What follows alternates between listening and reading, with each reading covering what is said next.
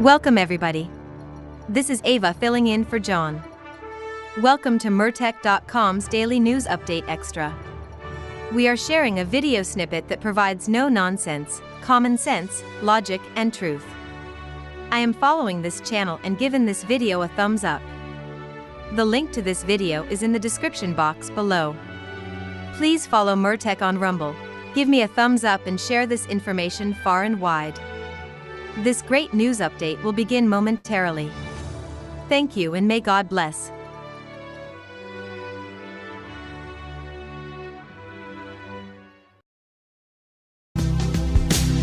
Well, it's over. For now. The Elon Musk-President Trump bromance imploding amid fallout from the big, beautiful bill. The former first buddies on Thursday trading blows over social media in an explosive back and forth that would make even Mean Girls Regina George blush. That is the ugliest effing skirt I've ever seen. Since leaving the White House 7 days ago on glowingly positive terms, Musk attacking Trump's big, beautiful bill on X, slamming it as a, quote, mountain of disgusting pork, an abomination. On Thursday, Musk reposting many of President Trump's decades-old tweets, lambasting budget deficits and raising the debt ceiling limit, something the big, beautiful bill also does. President Trump responding to the criticism from the Oval. I've always liked Elon, and it's always very surprised. Elon's upset because we took the EV mandate, and which was a lot of money for electric vehicles. Elon knew this from the beginning. He knew it for a long time ago. That's been in there. That's been, I would say, JD, that hasn't changed. That's been right from the beginning. I can understand why he's upset. Elon and I had a great relationship. I don't know if we're well anymore. Going on to accuse Elon of suffering from acute Trump hatred upon leaving the White House. He's not the first. People leave my administration and they love us. And then at some point they miss it so badly, and some of them embrace it and some of them actually become hostile. I don't know what it is. It's sort of Trump derangement syndrome, I guess they call it. Tesla stock taking a sharp dive immediately following those remarks. Musk responding on X, quote, without me, Trump would have lost the election. Dems would control the House and Republicans would be 51-49 in the Senate. Such ingratitude. President Trump firing back in a pair of Truth Social posts, quote, Elon was wearing thin. I asked him to leave. I took away his EV mandate that forced everyone to buy electric cars that nobody else wanted, that he knew for months I was going to do, and he just went crazy. The easiest way to save money in our budget is to terminate Elon's governmental subsidies and contracts. Musk then dropping this bomb on X, quote, Donald Trump is in the Epstein files. That is the real reason they have not been made public. Have a nice day, DJT. Elon retweeted with the endorsement, yes, another post in which Ian Miles Chong wrote, quote, President versus Elon, who wins? My money's on Elon. Trump should be impeached, and J.D. Vance should replace him. Elon telling lawmakers on X, wondering with whom they should side, Trump has 3.5 years left as president, but I will be around for 40 plus years. The Senate aims to vote on the big, beautiful bill by July 4th. Who knows what the state of the Trump-Elon relationship will be at that point. On Thursday, the U.S. Supreme Court ruling unanimously that members of a majority group, like white or straight people, do not have to meet a higher burden of proof when bringing discrimination claims in court. The case centering around Marlene Ames, a straight woman working for the Ohio Department of Youth Services. Ames began working for the department in 2004. She received positive reviews and multiple promotions throughout her career. In 2019, Ames interviewed for a new management position, but lost the job to a lesbian woman whom Ames believed to be less qualified. Shortly after that, Ames was demoted from her current role, a move resulting in a $40,000 pay cut. A much younger gay man was later hired to fill the vacancy created by Ames's demotion. Ames filing a lawsuit against the agency in 2020 under Title VII of the Civil Rights Act, claiming she was discriminated against due to her sexual orientation, the fact that she was straight. The federal district court in Ohio dismissing the case without a trial, saying Ames had not shown, quote, background circumstances supporting the suspicion that the defendant is that unusual employer who discriminates against the majority. The Sixth Circuit Court of Appeals affirming the decision and tossing out the case, noting the people who made the employment decisions were also straight.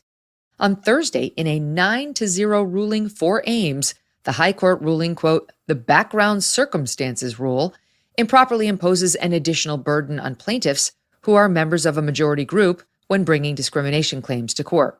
Justice Ketanji Brown Jackson, writing in her opinion for the court, quote, by establishing the same protections for every individual without regard to that individual's membership in a minority or majority group, Congress left no room for courts to impose special requirements on majority group plaintiffs alone. Justice Clarence Thomas, in a concurring opinion, noting this decision, quote, obviates the need for courts to engage in the sordid business of dividing people by race or other protected traits. The Supreme Court remanding the case back to the lower court for further proceedings. President Trump signing a travel ban, barring entry from 12 nations and restricting entry from an additional 7, set to take effect on Monday. The countries under the ban include Afghanistan, Iran, Libya, and Somalia. The ban lays out several exceptions, for example, Afghans who assisted the U.S. military and athletes participating in the 2028 Olympic Games. According to the president's proclamation, the countries on the list do not have adequate vetting and screening processes to assess a proper background check. The proclamation also stating, quote, many of these countries have also taken advantage of the U.S. in their exploitation of our visa system and their historic failure to accept back their removable nationals. President Trump announcing the ban Wednesday from the Oval. The recent terror attack in Boulder, Colorado, has underscored the extreme dangers posed to our country by the entry of foreign nationals who are not properly vetted, as well as those who come here as temporary visitors and overstay their visas. We don't want them. In the 21st century, we've seen one terror attack after another carried out by foreign visa overstayers from dangerous places all over the world. And thanks to Biden's open door policies, very simply, we cannot have open migration from any country where we cannot safely and reliably vet and screen those who seek to enter the United States. President Trump there referencing the Colorado terror attack allegedly carried out by an Egyptian national who overstayed his visa, though Egypt is not on the banned countries list. The first Trump administration issuing several versions of a travel ban, each met with legal challenges until the third version was upheld by the U.S. Supreme Court on the grounds that the text of the ban was based on national security grounds rather than religious criteria. Democrat reaction to the Trump 2.0 travel ban, much more muted than under the first administration. This time around, rather than calling it an existential threat to democracy, Dems calling it a distraction from the Republicans' big, beautiful budget bill battle. This is what demagogues have done all throughout time, is to divide us from each other, make us feel like we need to be fighting ourselves, while on the side, they're stealing from us. Mr. Trump is looking for distractions from, for example, his big bad bill that seems to be going down in popularity here thanks to his former co-president, Elon Musk. It's a combination of this effort to push forward with this great replacement theory, as well as just to distract from what's really going on, which is a revolt against his terrible reconciliation bill that cuts taxes for billionaires and increases our deficit by $2.5 trillion. Legal challenges to President Trump's latest travel ban are expected. Coming up, President Trump orders an investigation into a possible conspiracy among certain Biden staffers to usurp the presidency for themselves. And the judge in the Sean Diddy Combs case warns the defendant he could be kicked out of his own trial if certain behavior continues.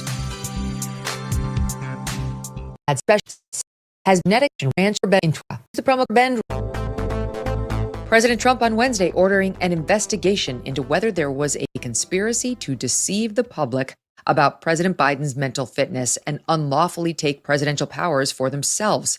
President Trump's order specifically citing the use of the auto pen to sign clemency and pardon proclamations, writing, quote, just 2 days before Christmas in 2024, the White House announced that Biden commuted the sentences of 37 of the 40 most vile and monstrous criminals on federal death row, including several child killers and mass murderers, end quote.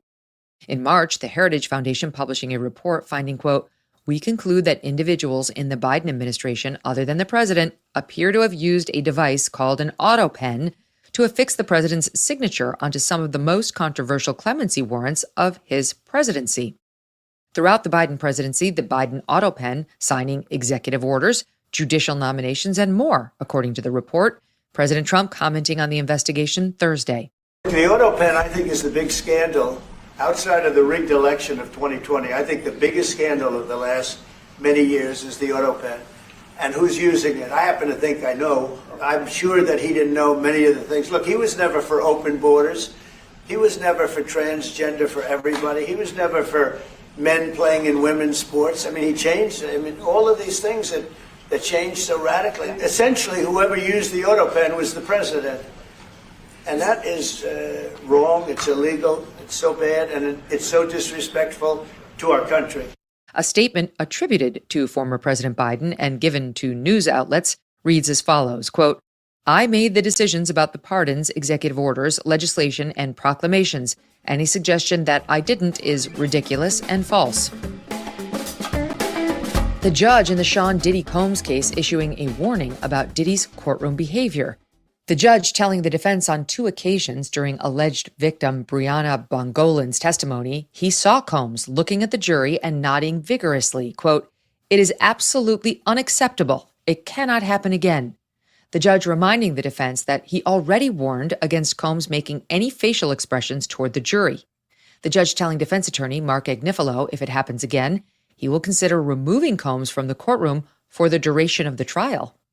In the afternoon, another alleged victim of Combs taking the stand, testifying under the pseudonym Jane.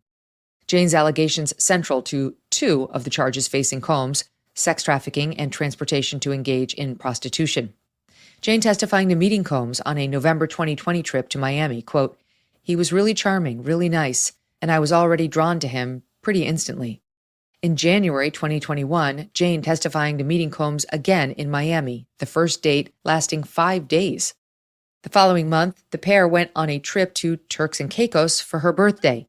Jane testifying that Combs gave her a bracelet that read, love. He also gave her ecstasy about 10 times throughout the trip.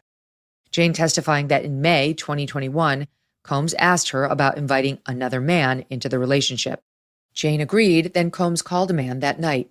Initially, Jane attesting to feeling exhilarated by the encounter, quote, I felt excited, I was happy, it was taboo, it was fun. She believed it would just be something they did on random occasions, she said, but, quote, I truly felt that night just opened like a Pandora's box in the relationship. It just completely set the tone for our relationship moving forward. She said these encounters, which have been referred to by others as freak-offs, but which she and Diddy called debauchery or hotel nights, became 90% of their relationship. Jane testifying to telling Combs verbally and in writing repeatedly that she did not want to have sex with other men, but, quote, I feared losing him. I just wanted to be everything that he wanted. Jane testifying that Combs would give her money in amounts ranging from $5,000 to $10,000. She said he made clear that without the freak-offs or debauchery, the relationship would end. The trial resumes later today with more testimony from Jane, who is expected to be on the stand for several more days. And that'll do it for a busy AM update. I'm Megyn Kelly. Join me back here for The Megyn Kelly Show, live on SiriusXM Triumph Channel 111 at noon East, on youtube.com/Megyn Kelly, and on all podcast platforms.